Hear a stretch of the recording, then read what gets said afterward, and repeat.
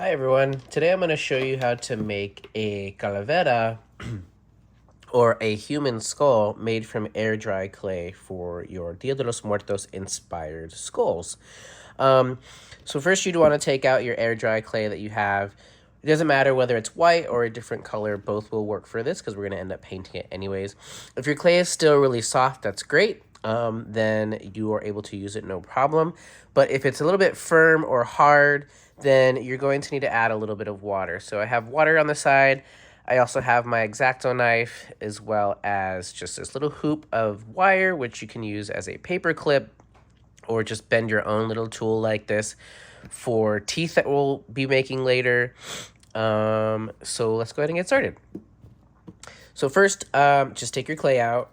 You probably want about a pound or like good size, like that fits in both hands like so.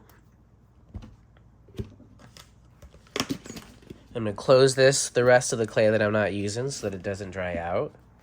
And because it's just so separated and I can see a lot of cracks, I am going to add a little bit of water onto the surface of this clay and just work it in a bit so it's not so dry. You can see that that's already helping out a lot more. Kind of breaking it up so I can get within between all the parts, not just the surface. Okay. Now this is air dry clay, so all these air pockets aren't going to be an issue for us. If you know anything about ceramics, that could be an issue because then you can create some parts where it's going to want to explode or pop if it was to be fired. But since it's air dry clay, it's just going to harden up, no problem. So we can see that we've got a much smoother and cleaner piece of clay here. I'm just going to rub the surface a bit more with some water. All right, so the first thing you're going to do is start by making a ball. We're making a pinch pot first. So the more of a ball that you have, or a sphere, the better your pot will come out, or the skull, I should say. We're going to take our thumb of our dominant hand, and we're going to push that down into the center of the clay without going all the way through. So stop a little early, like so. And now what I'm going to do is pretend like my hand is a pottery wheel. So this is going to end up turning in my non-dominant hand, and my dominant hand is going to just be opening and closing like a crab claw. It's going to open, close, open, close. So I'm going to put my thumb back inside the hole that I just made. I'm going to pinch a little bit and turn, pinch and turn, pinch and turn. I'm going to keep doing that until I get a hollow form of a pot. Notice also I'm kind of pulling the clay back just a little bit with my hands to keep it from getting too wide. So this hand is pinching a little bit as I'm turning. Not pinching, it's more compressing just to bring it back so I don't get too wide like a bowl. I'm looking for a pot. The slower I do this, the better, because then I can really focus on having an even thickness of these walls.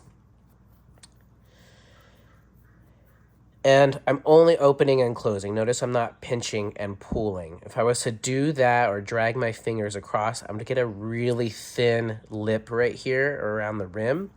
And I'm not looking for that. I want nice, even thickness. And we're trying to go about the thickness of a pinky here. And do that all the way at the base as well. So people tend to forget where the sides of the pot meets the bottom. And they'll leave it really thick right there. And we want to make sure it's nice and evenly thick throughout. Over time, your hands will dry out the clay just because it's absorbing all of the moisture that's inside. So you might just need to give it a little bit of water every now and then. So again, I'm just still pinching and turning, pinching and turning. I'm starting to get like this gumdrop shape.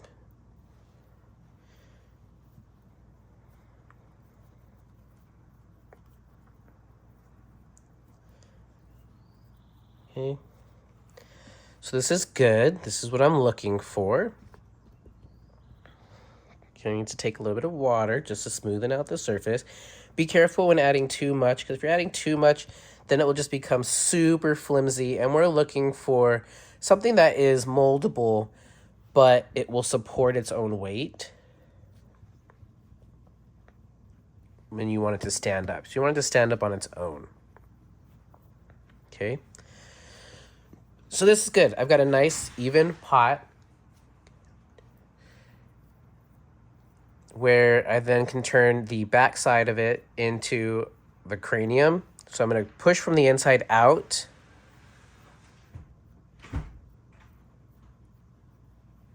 Just to round it out a little bit.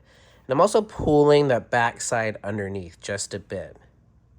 So I'm getting this sort of wedge shape here, but it's still curved up top. You can see that this looks like this on the inside, or upside down. So it's that teardrop shape. Basically, this is what I'm creating here. I'm trying to get this general shape of that pot, or of the skull. So that will go curved underneath just a little bit. And I'm going to take my X-Acto knife here, and I want to create where the teeth are separate from the zygomatic bone right here. So we've got that cheekbone, which is called the zygomatic bone, and then that zygomatic arch. So I want to remove this area right here. So normally the bottom jaw would fit here and go right there, but we're only focusing on doing the top half of the skull. If you want to add a jaw as well, you're more than welcome to do so. So I'm just going to let it sort of fold on itself a little bit, get a bit narrower at the front, and I'm going to draw, here, let me just put that here so you have a better reference. If it will stay and support itself, here we go. There. I'm going to draw that arch in there. Not really cutting yet, just sort of sketching it out.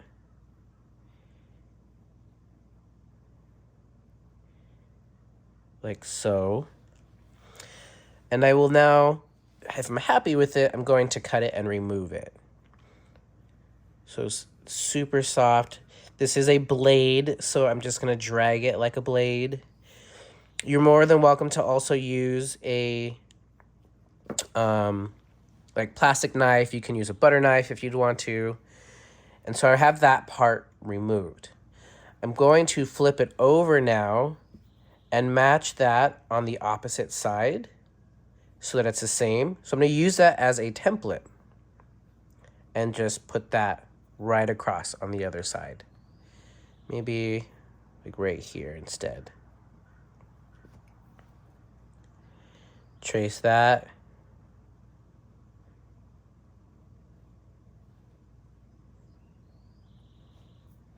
And cut it out. It doesn't have to be exact. Just close is good. Nope, didn't quite go through all the way, but that's all right. So now this is going to become the front of the teeth, and then my eyes as well as my nose. So this back, I'm just going to go ahead and sort of reshape and give it that back of the cranium here. Put that aside. I don't need these, but I can use this for something else later.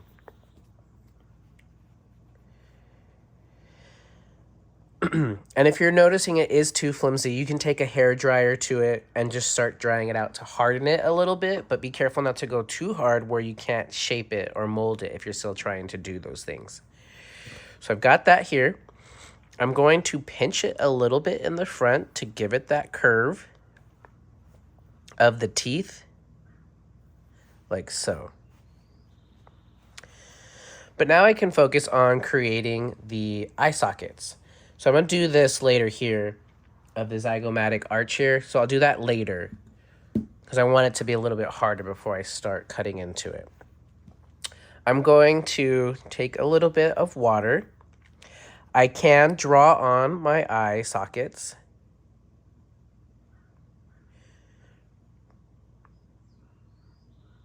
Which would just be like 2 imperfect circles. You can change the shape if you want to give it some more personality or interest. Like, think of Jack Skellington from Nightmare Before Christmas. You can change the way the eyes look.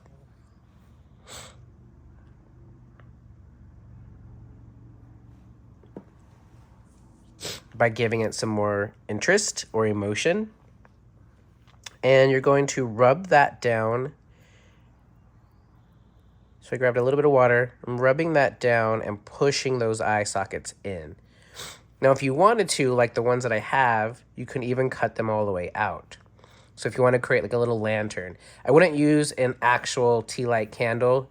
You can use one of those battery powered ones just to light it up. Because if you have an actual flame, this air dry clay, it won't be that great. You'll start smelling and it'll burn and all those things. So you can push it in like this.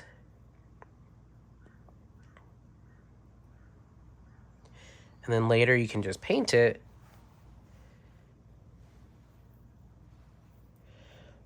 Or you can just cut it out entirely.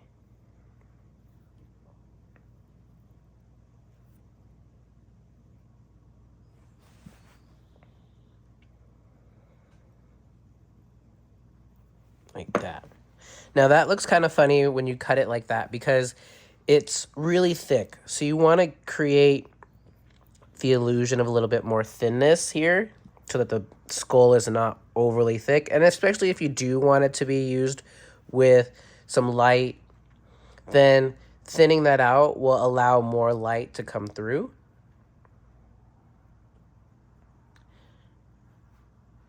So either or, so push in or cut out the eye is up to you.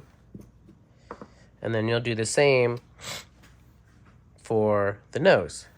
Now the nose will be 2 separate cuts.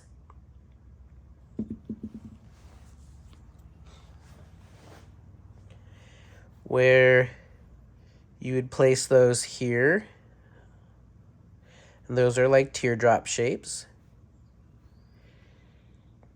If your clay was harder and you blow dried it, you'd have a little bit easier of a time cutting it out and be much cleaner. But you can also clean it up as well because you can't fit your finger in there just with a paintbrush. Be careful not to get too close or have your finger right in the backside so that you're stabbing yourself if you're using the blade. Be careful.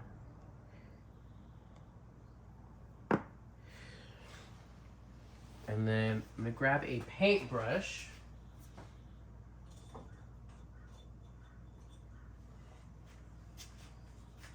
And a little bit of water.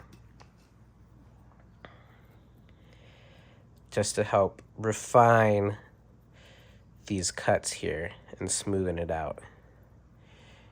There we go. So with it being really soft right now, it's just going to be sort of flimsy on itself. Don't worry about that. It's when it starts to harden and when you're done that you're just going to reposition everything where you want it to be.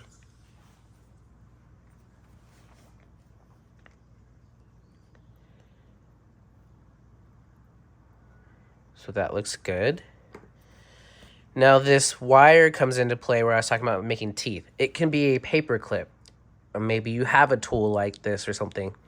And you will just going to create the teeth. So press it in and just line them up. So I'm supporting the back side to make sure that I can really press in the teeth and follow the whole jaw. Like so.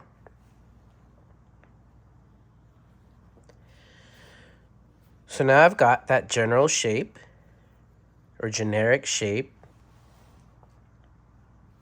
of my skull. And so this is what I mean. When it starts to harden, or when you're finished with it, after cleaning it up and going around, using some water and smoothing out any parts that you want to smoothen or refine, then you just let it sit in the position you want it to be, hardened. Now, I do suggest making it as smooth as you can, so that then this way when we start painting it, because you're going to paint it with some acrylic, the smoother your surface is, the easier it will be to paint, especially if you have details like the ones I have here, like with this hummingbird or the sunflower, or the one that I made for my cat who passed a few years ago. Actually, it was just a year ago, last August. Well, August 2022. So I put her on there, and like the toys that she liked and things like that, which we'll talk about when it comes time to painting. But this is how you would do that general shape of the skull. But also notice that between this skull here, I've just got holes cut out for the eyes. And this one, I have holes, but then I also added some eyelids or eyebrow bone or brow bone here, just to give it some more interest.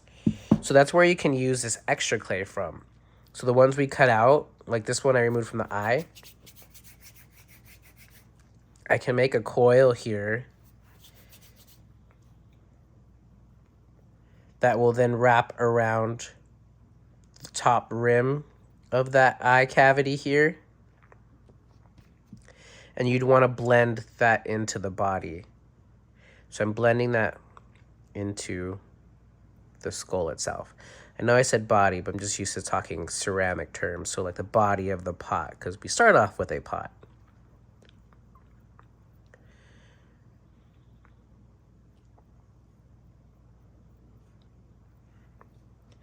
And then do the same on the interior, avoiding looking like we added this extra piece. We want it to look like it's all one big part.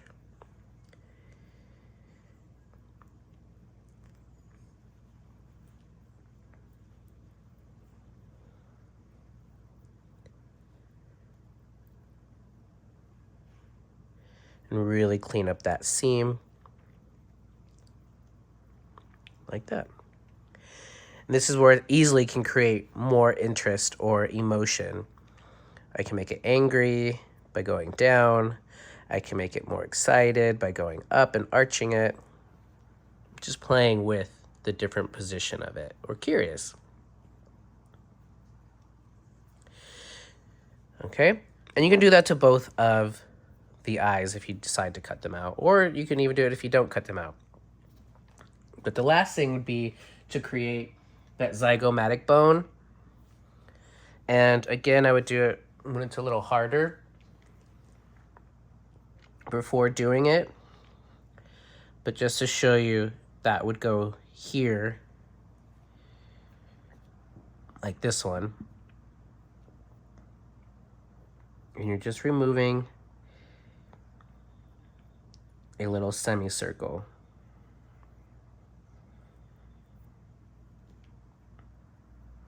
Now you can do with or without this part. It's entirely up to you.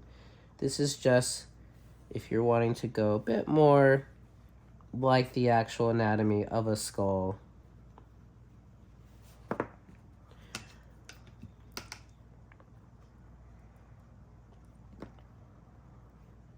And I would pinch this a little thinner, as well as pushing that part in a little from the top, creating that divide.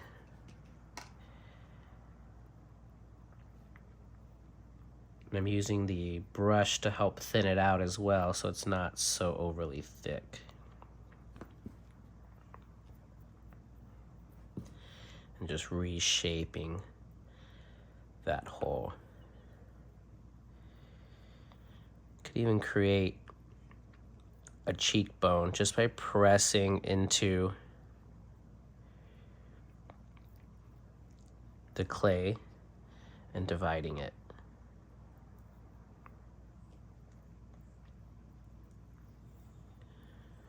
Like that.